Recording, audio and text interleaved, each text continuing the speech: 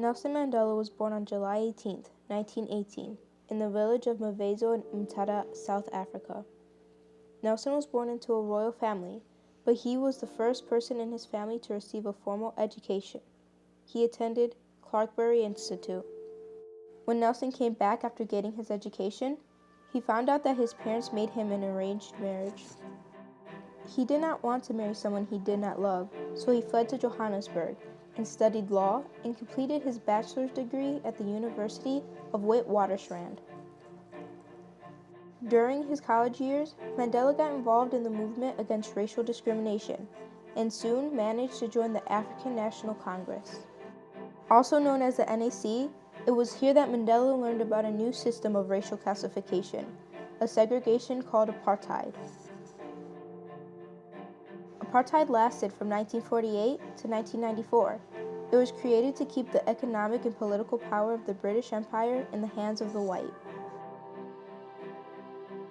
Apartheid was specifically in South Africa, but other racial systems similar to it were in other British colonies like India. The end result of apartheid was the natives being stripped of their natural rights, and segregation occurred between the natives and the colonial rulers. Nelson Mandela was a very important man. He accomplished many great things in South African society. The large majority of his political career was fighting apartheid. Mandela tried to achieve full citizenship for all South Africans after the 1948 election that introduced apartheid to South Africa. He did this through non-violent acts like boycotting, strikes, and civil disobedience. In 1952, Mandela took part in the campaign for defiance of unjust laws. He also opened the first black law firm in South Africa, offering low-cost or free counseling for people affected by apartheid. Mandela was arrested while trying to defend the people of South Africa and sentenced to life in prison. Nelson Mandela spent 27 years in prison, where he received small rations and unjust treatment like obtaining less privileges than other inmates. He also wrote an autobiography in prison called Long Walk to Freedom, which was published after his release from prison. Finally, in 1990, the newly elected South African president called for Mandela's release. Mandela and de Klerk negotiated for the end of apartheid, earning them the 1993 Nobel Peace Prize. 1 year later, Nelson Mandela was elected president. He then used his new position to finally abolish apartheid. Then, in 1996, helped construct a new constitution for Africa and converted South Africa into a more fair democracy.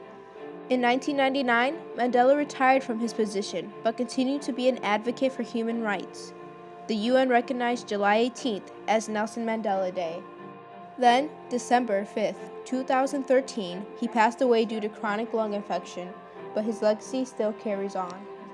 Nelson Mandela relates to Robert F. Kennedy through both their accomplishments because they both led civil rights movements for African Americans around the world, both fighting for the Universal Declaration of Human Rights, Article 1, the right to equality.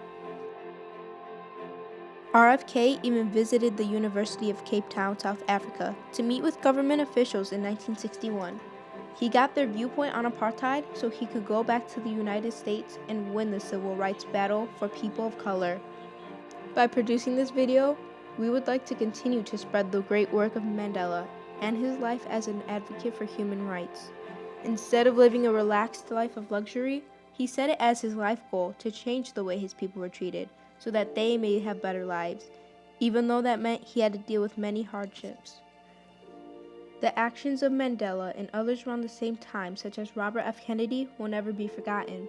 Although apartheid was strictly in Africa, it represents a larger issue of civil rights that presents across the world. Mandela seemed to recognize this in his later years, as evidenced by his broadened activism. Apartheid was simply one example of the continued racism that plagues our world today, a stubborn remnant of a bygone era that is propagated by closed-minded individuals with misguided worldviews. Huge strides have been made globally towards total equality, but there still remains plenty of work to be done. Fighting apartheid helps shape the world into the just society we live in today, where unity and equality is becoming a part of daily life. Is thus shaped. Each time a man stands up for an ideal or acts to improve the lot of others, or strikes out against injustice, he sends forth a tiny ripple of hope, and crossing each other from a million different centers of energy and daring, those ripples build a current which can sweep down the mightiest walls of oppression and resistance.